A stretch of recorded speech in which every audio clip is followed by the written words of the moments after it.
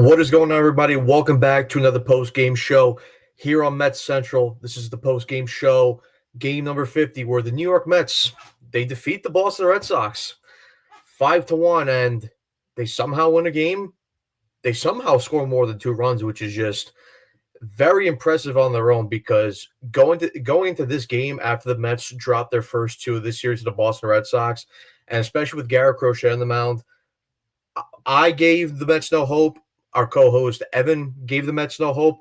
We thought there was a 0% shot that the Mets were going to end up winning this game, just because we thought, the hitting hasn't been great. They've been struggling severely at the plate, especially with runs in score position, which this has been a problem all year, but it's really been highlighted, especially over the last couple of weeks, because we've talked about this on the Pirates series. They were poor with run score position. They were poor with the Yankees with run score position. And we saw it during the first 2 games against the Red Sox, where, again, the Mets were very poor with runs in score position. But today, they somehow win. And look, overall, the game wasn't great either. Like, the Mets, again, didn't play a great brand of baseball, but they managed to win the game. So, listen, obviously, you take the win, right? We all do. We all do, because the Mets have been struggling recently. And, like, right now, especially, like, where they're about going to hit a little bit of, not just yet midway, but they're almost about to hit midway. So, obviously the Mets do want to get back on track in terms of actually winning games, but the overall performance still needs to be a hell of a lot better, because, like I said, there was still plenty of times today where the Mets had chances to score, especially early in the game, and they just couldn't get through it, whether that be, a poor plate approach overall, or just hitting ground balls over and over again, like we saw over the past 2 games. But I think if first of all, before we actually get into the post game, and actually break the game down, make sure you guys leave a like and subscribe on the channel. As always, we greatly appreciate you guys supporting the channel here, and we want to keep feeding you guys through content throughout the rest of the season. So the more you guys do that, the more we're going to keep feeding you guys content here on the Mets Central YouTube channel. But overall, I think obviously the big thing that we're going to talk about, and this is a guy that's struggled a lot over his last couple starts, especially his last start. We talked about him a little bit on the last podcast. You guys all know him as Mr. April, Mr. March, Tyler McGill. But listen, to be fair, still wasn't a perfect game from Tyler McGill, but he showed signs of being better and showing signs of improvement. The only thing that kind of hurt Tyler McGill, and it's something that we've kind of seen a little bit throughout the season, and it's severely hurt him in his last couple starts as well, especially the first 3 in May, where he might get on a roll, but then he gets that one inning where he struggles, and he has a hard time getting out of the inning. And he eventually did have that inning today in the 5th inning, because pretty much in the first 4 innings, Tyler McGill was cruising along very well. His fastball command was a lot better. He was throwing it a lot more for strikes. The velocity was up today as well. Topped out today at 97 miles an hour on the fastball. I like this slider a lot today, that is also something that we talk about with Tyler McGill on the podcast as well, with one of the biggest reasons why he was severely struggling in his last couple outings, and it's because he didn't have control of his secondary stuff. And that slider, especially during March and April, that's a pitch that was helping Tyler McGill a lot, because he could set up opposing batters with the fastball, and then he could trust that slider and utilize it to either get light contact to get either ground balls or flyouts, or he would just get swing and miss stuff on the slider as well. And that's also another big thing with McGill tonight. His swing and miss stuff, like you saw today, he was able to generate a ton of swing and miss on his stuff. And I mean, you see in the numbers, right? Because overall, when you look at Tyler McGill's pitch sequencing breakdown here on Baseball Savant, through the 4-seamer 37 times, through the sinker 16 times, through the slider 12 times, changeup 11 times, and curveball 9. And as I mentioned before, with the swings and miss, on the 4-seamer, you love to see it here, because he got 19 swings, 5 whiffs on the 4-seamer. Sinker, 3 swings, 5 whiffs. Slider, 6 swings, 1 whiffs. Changeup, 2 swings, 1 whiffs. And also utilized the curveball a little bit more and got 3 swings and 1 whiffs on that. And also, like I mentioned before, was throwing the ball a lot more in the strike zone today, as opposed to what we were seeing in his last couple of outings. Because you look at the fastball, threw the fastball 70% in the strike zone, threw the sinker 50% in the strike zone.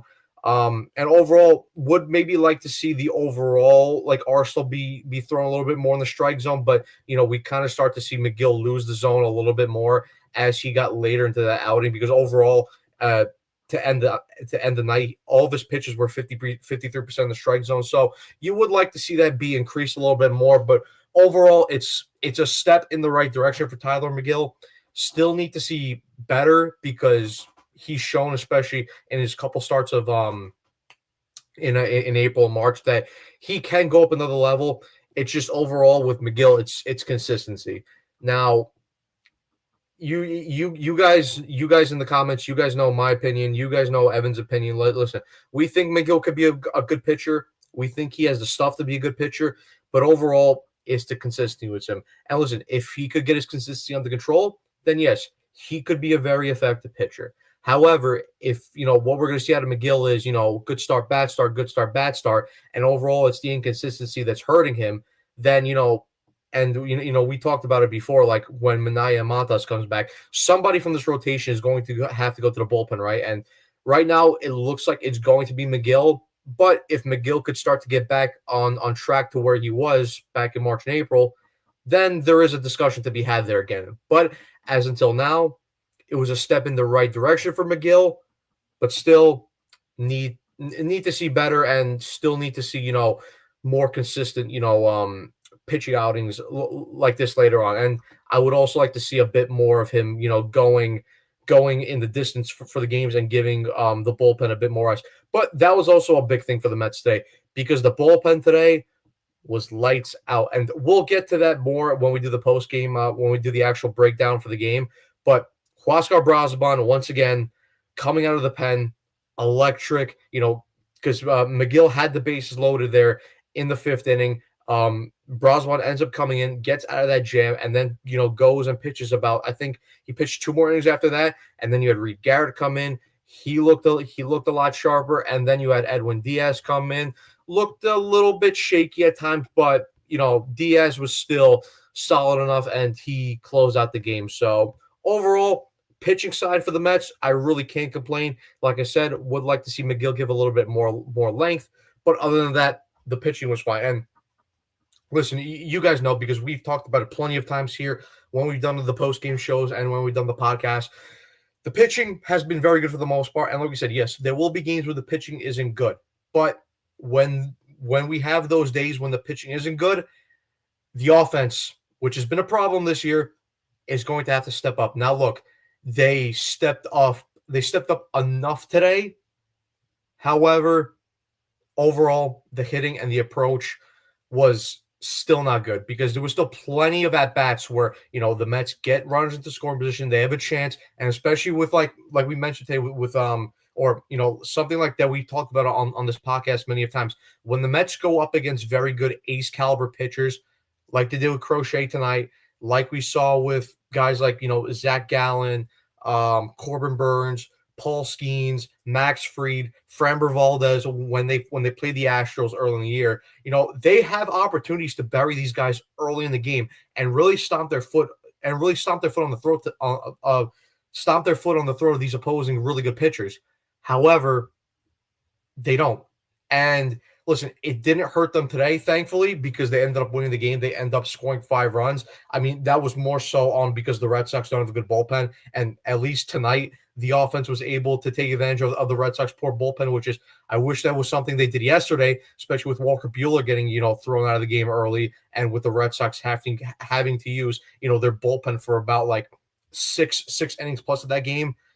But, it is what it is. And as you guys see in the in the title for the video, even though we'll get to Brett Baty, who had a big game, but CHAVEZ still must go. We talked about it yesterday in the post game. If you guys didn't see that post game show, make sure you guys check that out, because we really let me and Evan, we really let Eric CHAVEZ have a piece of our mind yesterday, and we'll probably talk about it more when we do the podcast tomorrow to break down this series. But And especially Ray says it right here, Chavez still has to go. Absolutely.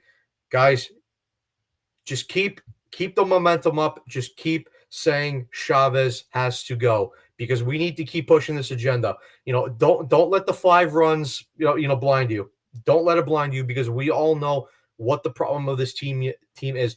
And yes, star players are not playing to their full potential. Obviously, we know about Juan Soto, who didn't have a great game tonight, but overall, we know what the true problem is of this team. And Eric Chavez does have to ultimately go. But yeah, now let's actually get into the post-game recap. So obviously on the mound tonight for the Mets, as I talked about before, Tyler McGill, and then on the mound for the Red Sox today, it was Garrett Crochet. So top of the first, Francisco Lindor with a leadoff double. Starling Marte pops out, which is another thing that kind of did infuriate me today because, me and Evan, we've talked about plenty of times before on the podcast about, maybe in order for the offense to get going, maybe you have to switch up the order. And today, when I saw the lineup drop and I saw Starling Marte in the 2-hole, I can't lie, I was pretty pissed. Listen, it worked out because they won, but I do not want to see Starling Marte in the 2-hole, and I don't want to see him in the field either because the Mets ended up playing him in left field today. He didn't end up completing the game because, Marte's old and they needed to take him out, I guess, in order to preserve him. But yeah, $20 million and, still can't hit and all that shit. Thanks again, Billy Epler. Thanks a lot for that contract.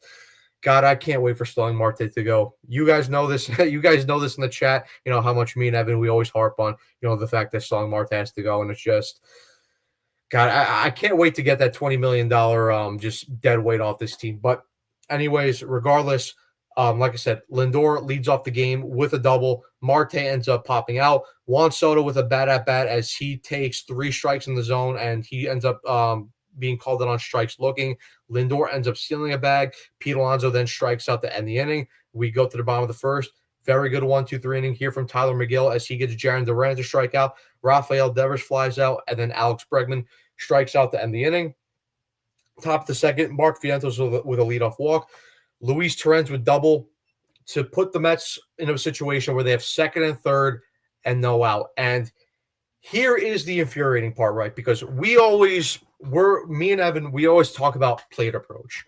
Plate approach is one of the biggest things in baseball, and it's one of the biggest things that, ends up leading to you having a good offense. And we've talked about many times before here on the channel how the Mets have such a bad hitting approach. And this ultimately starts from Eric Chavez because you have second and third, right? No outs. And what is the biggest bugaboo? What is the biggest thing that has hurt the Mets this year when they get runners in score position?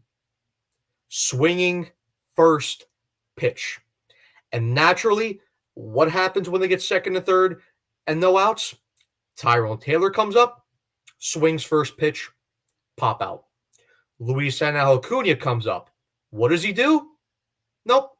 He doesn't take a pitch to, maybe, try to work the count in his favor. Nope. First pitch, ground out.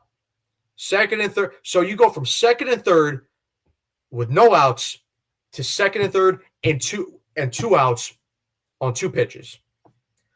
Now listen, the Mets ended up scoring this inning, but once again, it infuriates me how the Mets plate approach, and especially in these situations, are so poor. Because why are you going up there when you have Garrett Crochet on the ropes here? You could have a very big inning off of him, and you almost let him off the hook because you don't have the plate approach nor the patience up there at the plate to actually work counts in your favor and to actually, make Garrett Crochet have to work in order for you to actually get a good pitch to then, you could either drive for a single or maybe you could, drive for extra base hits. But again, this is a problem with Eric Chavez. And listen, I don't know if you guys heard this yesterday during the game, and I'm pretty sure Evan brought this up yesterday in the post-game thing, but Gary Cohen was talking about it during the game, and he mentioned how Eric Chavez was saying how, the Mets plate approach really has to, be fixed and needs to be worked on because, they're going up there, they're taking way too many pitches down the middle, and they're swinging at way too much stuff out of the zone. Eric, If you're such a good coach, why aren't you actually coaching these guys to have better tendencies? If you could actually see that, these things are a problem and these things need to be fixed, why aren't you actually going to the players and actually coaching them to either A, work those tendencies out of the game, or B, to just let them know and say, hey, listen, lay off some stuff over here. Crochet's going to try to be aggressive, or he's going to try to make you, swing out of the zone to get ahead in the count. Where's the coaching? Where's the coaching?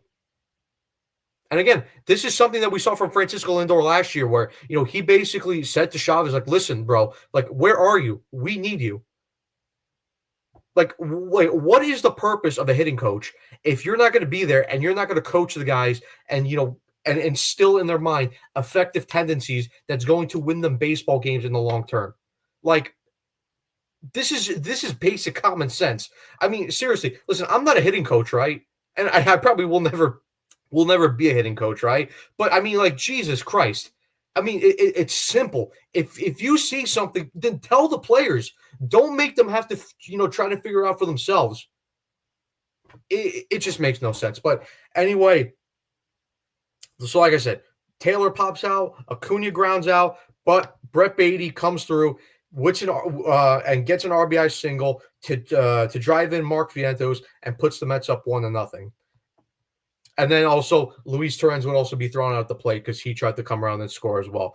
But then we get to the bottom of the second. A very good inning from McGill here as he gets Willie Abreu to strike out. Christian Campbell strikes out. Nick Soward would then double, but unfortunately no damage would be done there as Trevor Story would ground out to end the inning. Move on to the top of the third. Quick 1-2-3 inning by Garrett Crochet as Lindor grounds out. Marte grounds out, and Juan Soto again with a very poor at-bat as he strikes out, looking on 3 pitches in the strike zone.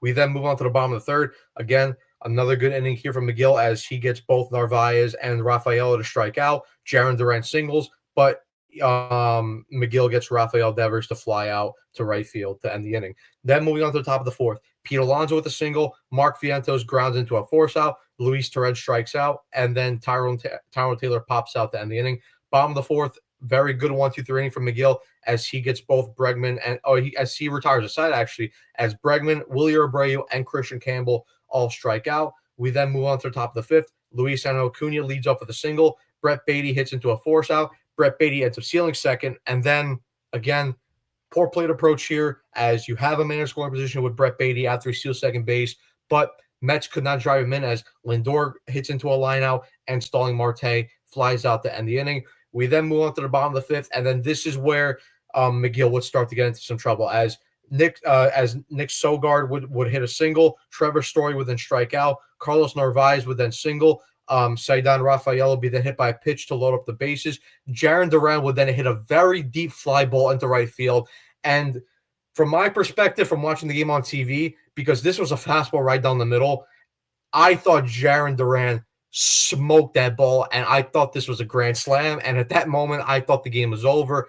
But thankfully, it was a very windy night in Boston, and the wind kept that in. So, Jaron Duran basically with a very long sac fly as Soto catches the ball along the warning track. So, Nick Sogard tags up, and he comes in with the tying run as the Red Sox tied up at 1. Then a wild pitch from McGill as Rafael moves over to second base. Rafael Devers then walks, but then Mendy would go to his bullpen as Huascar Brazoban would come in to replace McGill. And naturally, Brazoban, what does he do? This is a guy who's been very good all year so far. He comes in, gets Alex Bregman to strike out to get out of that jam. So nice to see Brazoban come up and really, just get the Mets out of that jam. We then move on to the top of the sixth. Juan Soto strikes out. Liam Hendricks would then come in to replace Garrett Crochet. But then Mets get nothing in that inning either as both Alonso and Vientos strike out to end that inning. We then move on to the bottom of the sixth. Very good 1-2-3 inning from Brazoban as Willie Abreu pops out. Christian Campbell singles, and then Nick Sogard grounds into an inning-ending double play. We then move on to the top of the seventh. Luis Torrens singles. Tyrone Taylor singles.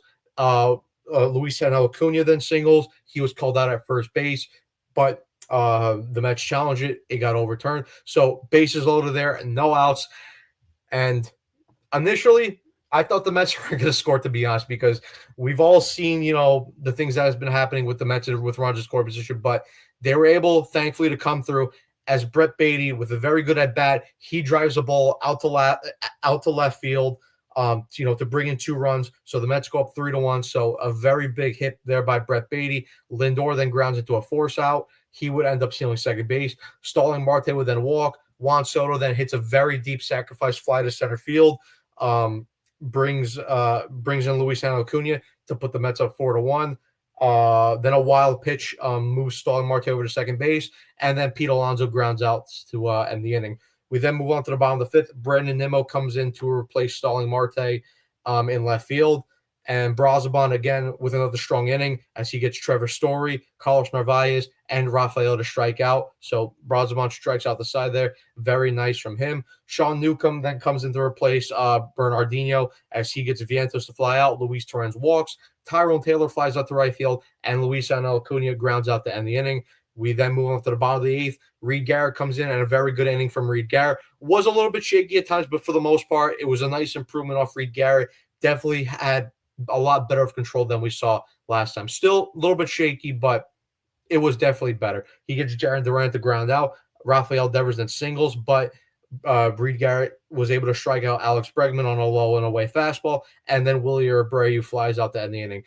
We then move on to the top of the 9th. Brett Baty grounds out. Francisco Lindor then finally homers, and that was the Mets' first home run in 6 games, so that puts them up 5-1. Brandon Nimmo then lines out. Juan Soto walks. Pete Alonso grounds out to end the inning. We then move on to the bottom of the 9th. Edwin Diaz comes in to replace Reed Garrett, and very good. Well, it was a good outing by Edwin Diaz. Was a little bit shaky there as he ended up walking Christian Campbell to start off the inning, but then he comes back after that walk as he strikes out Nick Sogard, gets Trevor Story to fly out, and Carlos Narvaez grounds out the inning. So overall, Mets win this game. They still lose the series, unfortunately. Their record goes up to 30-20. So as of now, let's at least check the standings. The Mets are a game back of the Phillies right now, and I'm pretty sure they are playing right now. And yeah, they're beating the Colorado Rockies right now, 7-3, top of 6 currently. So the Phillies will be increasing their lead there as long as they hold on, which I mean they should because the Rockies are not a good team. But overall, I forgot to post this, but McGill's final pitching line: 4 1/3 innings, 4 hits, 1 runs, 1 walk, 10 Ks, no home runs allowed. ERA goes down to a 3.56. So overall, like I said, with McGill, like this stuff early, especially both his fastball and slider was really getting the swing and miss stuff on that, as you guys see with the 10 strikeouts. I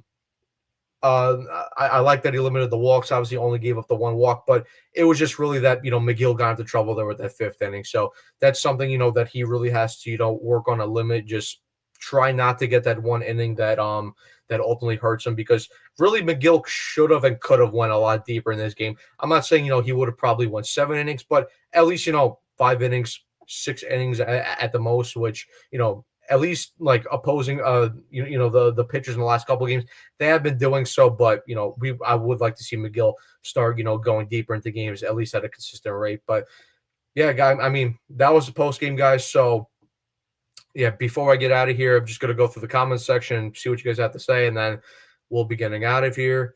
Two Cats, glad they won this game, especially with the pitching matchup. Most of us thought it was a sweet day for the Sox. I mean, yeah, I fully agree, Two Cats, and that's something that we talked about on the post game. Me and Evan, when we were previewing the series, we said that pretty much for the Mets, they had to take advantage of the first 2 games of this series because they had the pitching matchups, and we didn't like the pitching matchup, especially in this last game with Garrett Crochet, who was a guy that I really wanted the Mets to trade for in the offseason.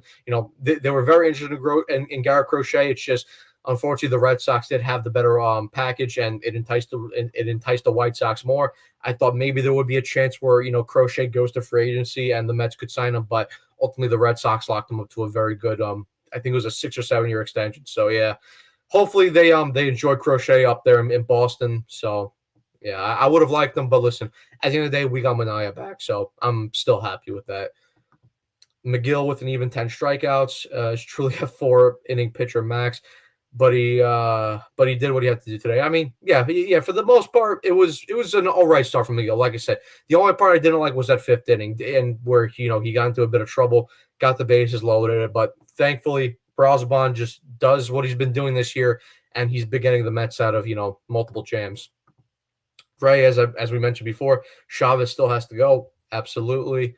Sucks that Alonso is in his longest home run drought too. Yeah, and no, listen, it definitely does because the Mets need Pete's bat to start warming up more in terms of power hits because especially he really wants to break the Mets overall home run record and pass Darryl Strawberry on that list. I know I'm not sure how much he's off that list right now so far, but it's still I believe over I think 18 home runs. So he still has a little bit to go.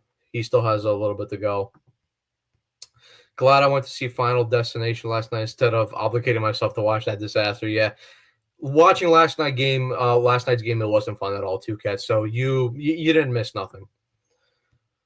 Elvin, Brett the Hitman Beatty came through in the clutch tonight. Yep, Beatty's been playing a lot better, and also another thing, and we're gonna talk about this more in the podcast, but Beatty's defense has looked very good so far at third base, and it's just another reason why you just got to keep Vientos over at DH for now. And listen, I get that he's not hitting right now, but you know what? And listen, I know that we haven't liked Beatty so far, and I still don't trust Beatty's bat as a long-term solution.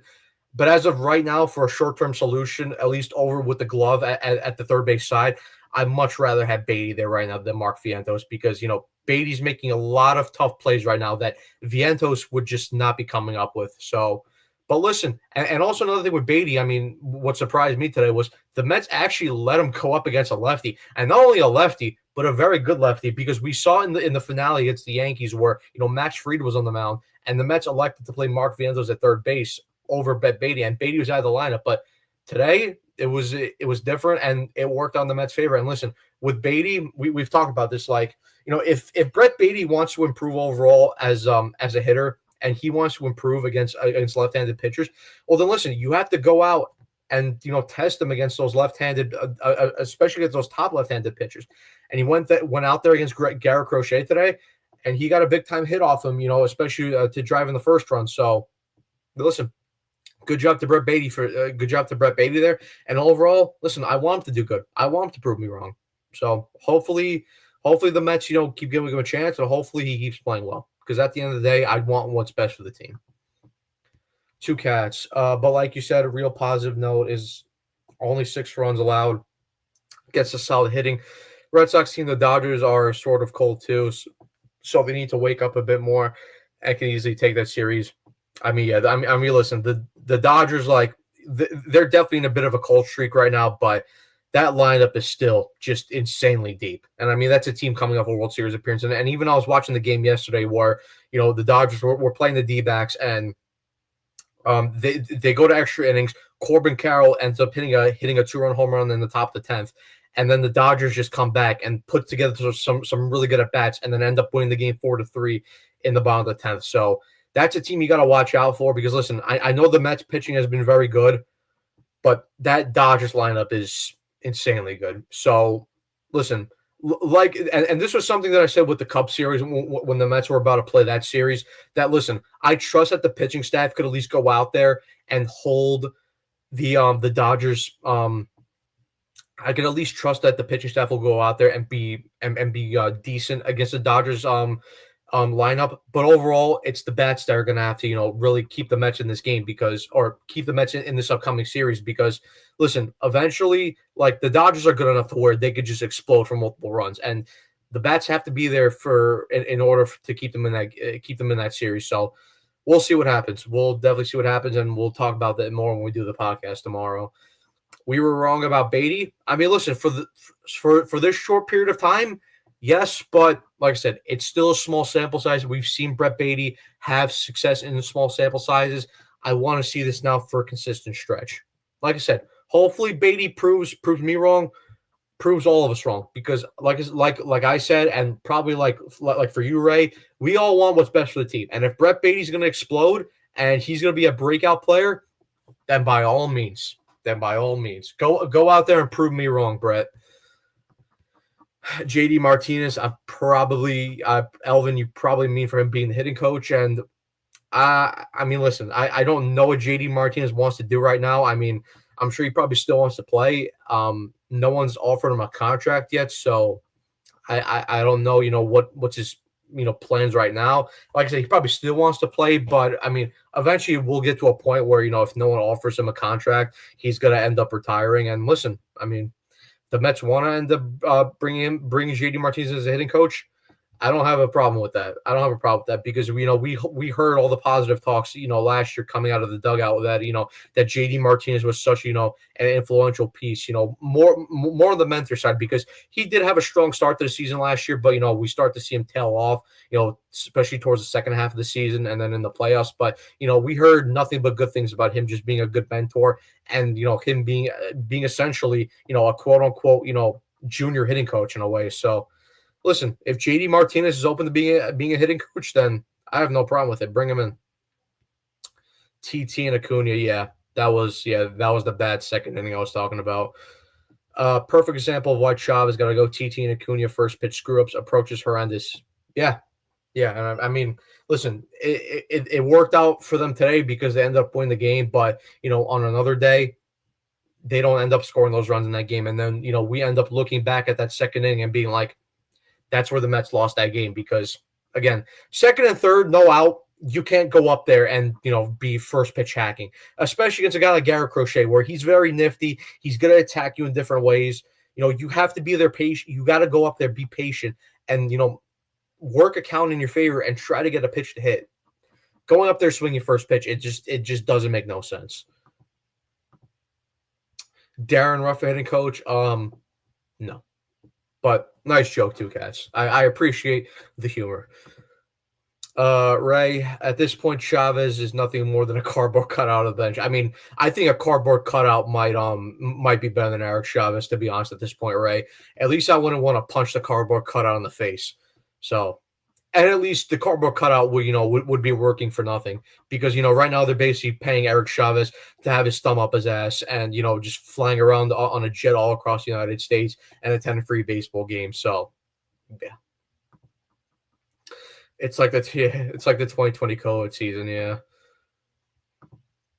BATY trade value going up. I mean, we'll see what they do with Brett BATY. I mean, we'll see if they try to trade him or if maybe Brett BATY, there's a small chance where he does end up breaking out and he is the long-term solution at third base. I don't know. Like I said, I need to see more of a larger sample size with Brett BATY before I ultimately make that conclusion about him being the long-term solution at third base. But like I said, go out there, prove me wrong. Thank God we played the Rocks after LA.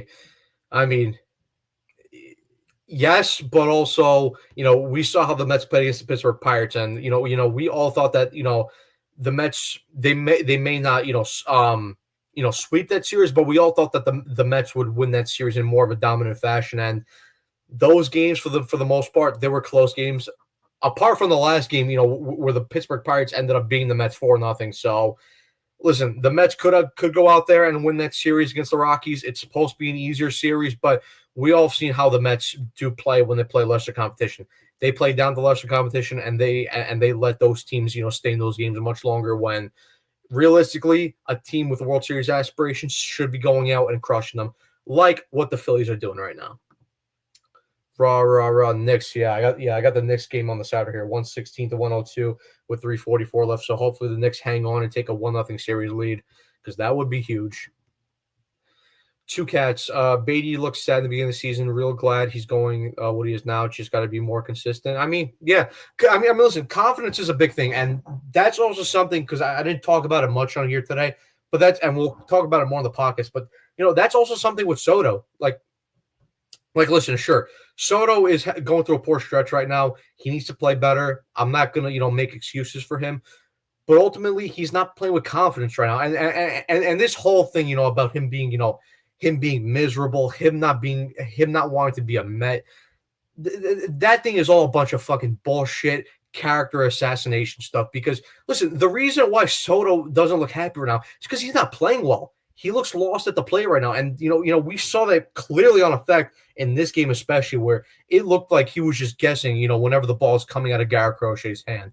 And the other thing, it's like with Soto, right? About him being, not playing well and looking sad, right? Listen, for the most part, this is just him not playing good. Because, listen, people are getting on him for looking sad. But then if you take the opposite, if he wasn't playing well and he was smiling, people would also be saying that Juan Soto doesn't care. So really, it's just down to you want Juan Soto to play better. And listen, I want Juan Soto to play better. We all want Juan Soto to play better, and he will play better. Right now, he's just going through a bad slump, and it doesn't help when you have a cardboard cutout of Eric Chavez basically in the dugout, not helping you with anything, not helping you with an approach, not helping you trying to correct, not trying to help you, correct, identifying something and correcting something in your swing if there's a problem. So, listen, Soto's going to get out of this. I have no doubt that he will. He's too good. He's too good of a player not to get out of a slump like this. Just right now, it is what it is. He's not playing well.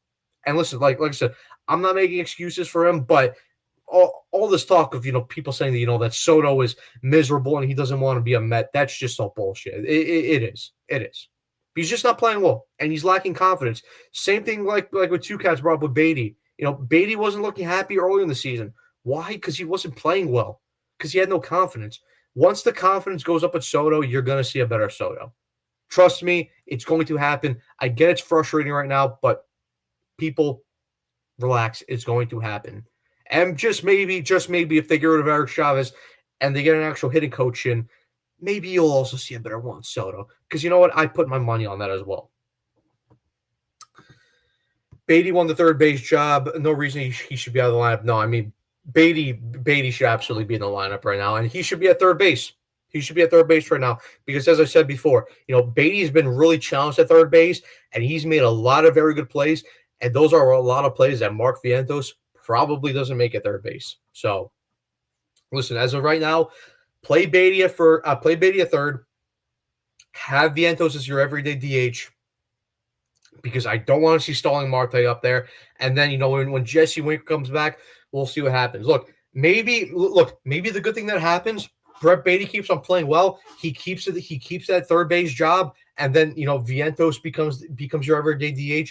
Jesse Winker becomes a bench option, and then the Mets actually have a good reason to go out there and designate Starling Marte for assignment, and we get $20 million off the books right there. So listen, overall, hopefully that happens. Because I want Marte off this team.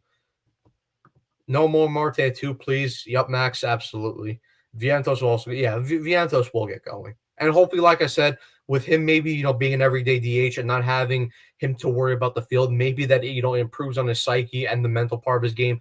And maybe, we start to see the back end going, hopefully.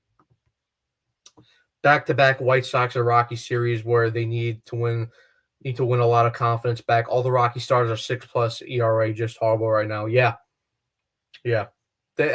Those are two series where you got to go 6-0. Like, I'm sorry. You have to beat up on those two teams. Like, you cannot drop a game to those two teams. But at the end of the day, it is the Mets. So, they'll probably make a tough series out of that when it really shouldn't be. Hopefully, we can sit Vientos for the Dodgers series. I mean, what if you're gonna sit him? You're gonna have Marte in the lineup. Like, do you really want that? Like, listen. I get Vientos has been great this year, but I trust his bat way more than Starling Marte.